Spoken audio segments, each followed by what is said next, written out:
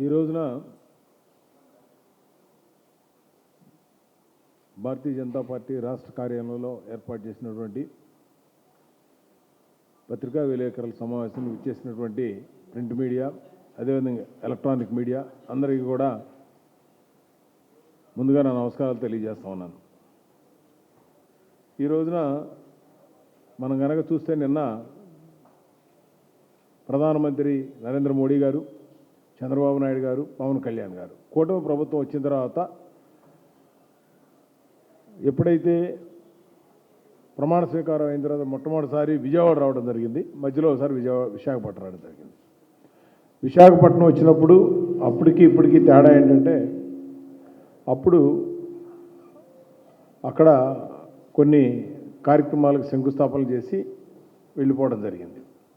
ఇక్కడ ఈ అమరావతి ఏదైతే గత 5 సంవత్సరాల్లో అంటే 19 నుంచి 24 వరకు ఈ రాష్ట్రంలో ఏ విధంగా 3 రాజధానులు అని చెప్పి రాష్ట్రాన్ని అభివృద్ధి చేయకుండా అరాచకాలు, అకృత్యాలు వీటన్నిటినీ చేశారో వీటికి ప్రజలందరూ విసిగిపోయి కూటమి ప్రభుత్వాన్ని మీద ఎంతో నమ్మకంతో ఓట్లు వేసి 164 సీట్లు ఇవ్వడం జరిగింది. నిన్న ఇంత హడావుడిగా ఇప్పుడు పెట్టడానికి ఏంటంటే కారణం రాత్రి నుంచి వైసీపీ వాళ్ళు మాట్లాడుతూ ఉన్నారు. ప్రధానమంత్రి మోడీ గారు ఏమీ అనౌన్స్ చేయలేదని. వాళ్ళకి అసలు అనౌన్స్మెంట్ గురించి తెలిస్తే మాట్లాడాలా. ఇంత చక్కగా ఒక పాంప్లెట్లో ఏమేమి రోడ్లు వేసాం, ఏమేమి దీనికి సంబంధించినటువంటి ప్రోగ్రాములు చేశాం, చక్కగా రాష్ట్ర ప్రభుత్వం కేంద్ర ప్రభుత్వం సహకారంతో ఏమేం చేసాం అనేది చక్కగా ఇచ్చారు. ఇవి కాక దీంట్లో శంకుస్థాపనలు ఏం చేసాం,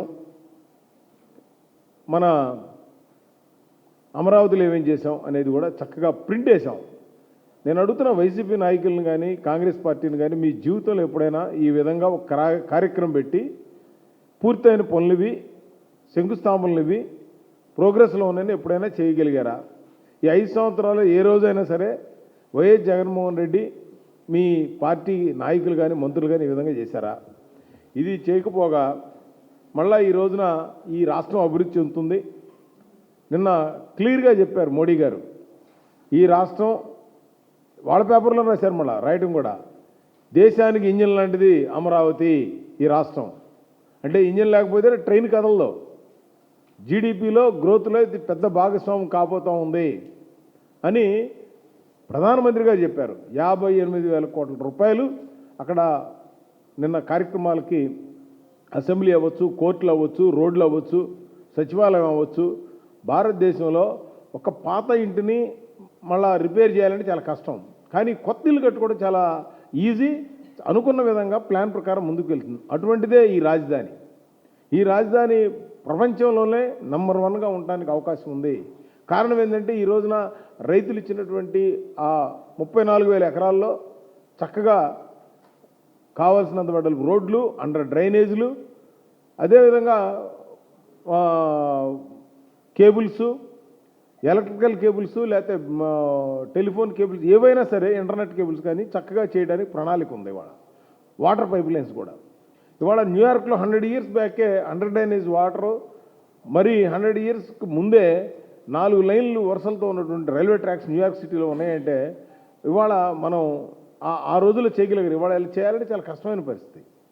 ఇవాళ ఈ రాష్ట్రానికి సంబంధించినటువంటి ఈ మోడీ గారు నిన్న చాలా చక్కగా ప్రతి ఒక్క ఎక్కడెక్కడ ఏ హైవేస్కి చేశారు. నిన్న ఔటర్ రింగ్ రోడ్డు కానీ దరిదాపు 20,000 కోట్ల రూపాయలు RRR.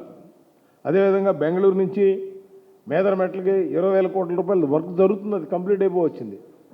నేను వైసీపీ వాళ్ళని ఒకటే అడుగుతా ఉన్నా, మీరు వెస్ట్ బైపాసు ఎప్పుడో 2018లో మొదలు పెడితే మొన్న 5 సంవత్సరాలు కంప్లీట్ చేయాలి. ఎందుకు కంప్లీట్ చేయలేకపోయారు మీరు? కారణం ఏంటి తెలుసా? కరెంటు లైన్లు మార్చడానికి 50 కోట్ల రూపాయలు మీరు డబ్బు ఖర్చు పెట్టలేనటువంటి పరిస్థితి. అది రాష్ట్ర ప్రభుత్వం చేయాల్సినటువంటి పని. అందుకని వెస్ట్ బైపాస్ వల్ల ఇవాళ నేను వెస్ట్ బైపాస్కి సంబంధించి వెంకటపాలెం నుంచి గొల్లపూడికి రోడ్డు ఆ బ్రిడ్జి 6 లైన్ బ్రిడ్జి 2 బ్రిడ్జిలు ఓపెన్ చేయడం జరిగింది. అది ఓపెన్ చేశారంటే నందిగామ నుంచి ఏలూరు నుంచి వచ్చే ట్రాఫిక్ అంతా అడ్డే రావడం జరిగింది. మీకు అది అభివృద్ధికి మీకు హార్ట్ అటాక్ వచ్చే పరిస్థితి వచ్చింది మీ వైసీపీ వాళ్ళకి. అదేవిధంగా మీరు కనుక చూస్తే ఇది నిన్న మీటింగు ప్రజలందరూ ఏమనుకుంటున్నారంటే బాహుబలి 3 అంటే మనం సినిమాలు చూసాం 1, 2 మహిష్మతి రాజ్యం చాలా బ్రహ్మాండమైన కోటలు కానీ ఒక బ్రహ్మాండంగా పరిపాలించిన పరిస్థితి. బాహుబలి 3 అంటే మోడీ గారు కానీ చంద్రబాబు గారు కానీ పవన్ కళ్యాణ్ గారు ఈ ముగ్గురు కలిస్తే బాహుబలి 3 సూపర్ డూపర్ హిట్ అవుతుంది అనేది వీళ్ళకి భయం పట్టుకుంది వైసీపీ వాళ్ళకి కానీ కాంగ్రెస్ వాళ్ళకి కానీ. ఎందుకంటే ఇక్కడ డబుల్ ఇంజిన్ సర్కార్ ఏ విధంగా డెవలప్ చేస్తుంది ఈ రాష్ట్రంలో.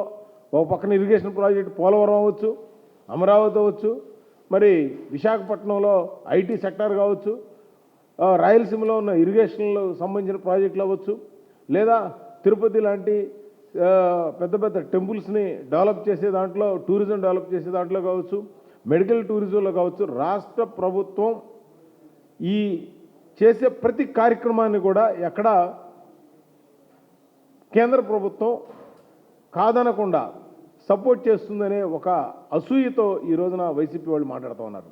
ఇవాళ ముఖ్యంగా ఈ రాష్ట్ర ప్రజలందరం కూడా రాష్ట్ర ప్రభుత్వం తరఫున కానీ ఇక్కడ అందరం కూడా మోడీ గారికి ధన్యవాదాలు తెలపాలి. ఎందుకంటే ఇంత బిజీ షెడ్యూల్ ఓ పక్కన కాశ్మీర్లో ఇష్యూస్ జరుగుతున్నా కూడా మన రాష్ట్రం మీద ఉన్నటువంటి ప్రేమతో ఆయన ఇక్కడికి వచ్చి విజిట్ చేసి ఏదైతే పునఃప్రారంభం అంటే అంతకుముందు జరిగినటువంటి కార్యక్రమాలు ఏదైతే ఉన్నాయో వాటిని మళ్ళా సరిగ్గా స్ట్రీమ్లైన్ చేసి మొత్తం పూర్తి చేయాలనే ఉద్దేశంతో ఈ రోజున ఈ కార్యక్రమానికి రావడం జరిగింది. నేను అనేది ఏంటంటే రాష్ట్రంలో ఉన్నటువంటి కమ్యూనిస్ట్ పార్టీలు ఉన్నారు, వీళ్ళు కూడా ఏది పడితే అది మాట్లాడుతూ ఉన్నారు. వీళ్ళకి ఇక నాయకులు తప్పితే అక్కడ మనకి జనాల్లో ఉన్నటువంటి ఓటర్లు ఉన్నటువంటి పరిస్థితి లేదు. ఆ ఉన్న 2 స్టేట్లు కూడా అక్కడ వెస్ట్ బెంగాల్ పోయింది, ఇక నెక్స్ట్ కేరళనే లైన్లోకి రాబోతూ ఉంది. ఇవాళ మాట్లాడే ముందు మీరు దేశం ఇంట్రెస్ట్ గురించి మాట్లాడకుండా పక్కన ఉన్న చైనా గురించో ఎక్కడో రష్యా గురించి మాట్లాడతారు. ఈ దేశంలో ఏం జరుగుతుంది, ఈ దేశంలో ప్రజల యొక్క అవసరాల గురించి మాట్లాడే ఆలోచన మీకు లేకపోవడం చాలా బాధాకరమైన విషయం. అలాగే కాంగ్రెస్ పార్టీ మొన్న షర్మిల గారు ఏదో మాట్లాడుతున్నారు, ఏది పెడితే అది మాట్లాడుతున్నారు. ఈ రాష్ట్రంలో మీరు కనీసం విజయవాడలోనో ఎక్కడైనా ఉండి మాట్లాడితే పర్లేదు, హైదరాబాద్లో ఉండి నెలకు ఒకసారి రావడం, ఒక స్టేట్మెంట్ ఇవ్వడం, వెళ్ళటం. ఇది వీళ్ళు చేసే పనులు. అపోజిషన్ ప్రతిపక్షంలో ఉన్నటువంటి మెయిన్ కమ్యూనిస్టులు కానీ కాంగ్రెస్ కానీ వైసీపీ కానీ. ఇవాళ ఇంకోటి మాట్లాడుతూ ఉన్నారు మా వైసీపీ వాళ్ళ సోషల్ మీడియా వాళ్ళు, మోడీ గారు మమ్మల్ని ఏం తిట్టలేదని. అసలు మిమ్మల్ని తిట్టే అంత ఆయన స్థాయి ఎక్కడ, మిమ్మల్ని తిట్టే పరిస్థితి ఆయనకి ఎందుకు ఉంటుంది?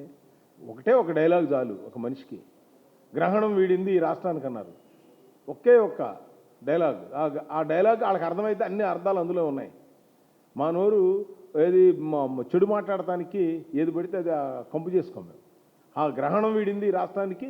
అదేవిధంగా గ్రహణం వీడతంతో పాటు ఈ రాష్ట్రంలో ఉన్నటువంటి ఒక మంచి కార్యక్రమాలకి ఒక పునాది కలిసికట్టుగా పనిచేస్తామని ఎంత ధైర్యంగా అక్కడ పవన్ కళ్యాణ్ గారిని కానీ చంద్రబాబుని ఉద్దేశించి ఆ డయాస్ మీద నుంచి ఉద్దేశించి మోడీ గారు పక్కకు తిరిగేలా చెప్పి కలిసికట్టుగా ఈ రాష్ట్రాన్ని అభివృద్ధి చేస్తాం, ఇది ఒక వికసిత్ ఆంధ్ర వికసిత్ భారత్ కాన్సెప్ట్లోకి ముందు తీసుకెళ్తామని చెప్పి చెప్పడం జరిగింది.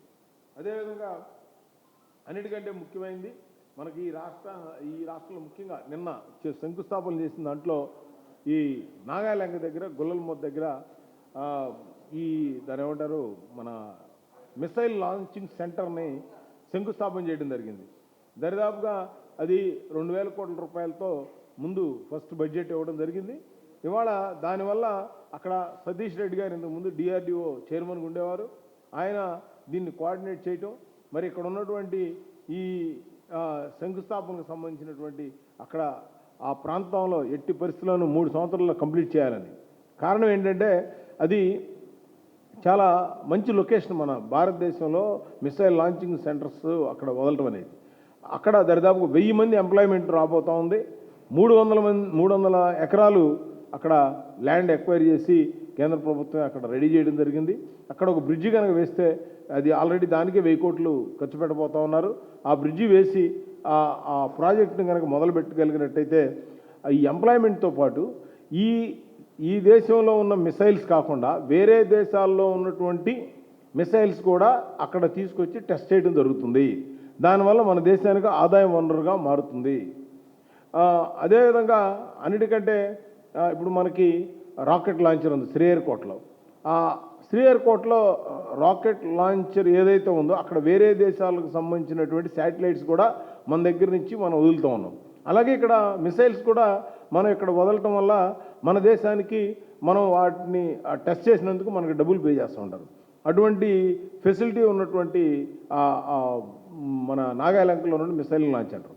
ఇది ఎప్పుడో 2015-16లోనే మనకు శాంక్షన్ అయితే లాస్ట్ 5 సంవత్సరాలు వైసీపీ ప్రభుత్వం దీని గురించి పట్టించుకోలేదు. సతీష్ రెడ్డి గారు కనీసం 3-4 సార్లు జగన్మోహన్ రెడ్డి గారిని అడిగినా కూడా ఆయన ఏం స్పందించలేదు. ఈ ఏరియాని డెవలప్ చేయడం ఇష్టం లేక. సో ఇక్కడ ఉన్నటువంటి ఈ మిసైల్ లాంచింగ్ సెంటర్లో 5 సంవత్సరాలు మీరు చేయకపోగా ఇవాళ అంత పెద్ద ప్రాజెక్ట్ అక్కడ శంకుస్థాపన చేస్తే డబ్బులు ఏమి ఇచ్చామని అడుగుతారు. అసలు వీళ్ళకి డబ్బులు ఇటువంటి వీళ్ళ జేబుల్లోకి ఇవ్వాలా? డబ్బులు రాష్ట్రానికి ఇచ్చారు. ఎన్ని చోట్ల రోడ్లు శంకుస్థాపనలు, ప్రారంభోత్సవాలు.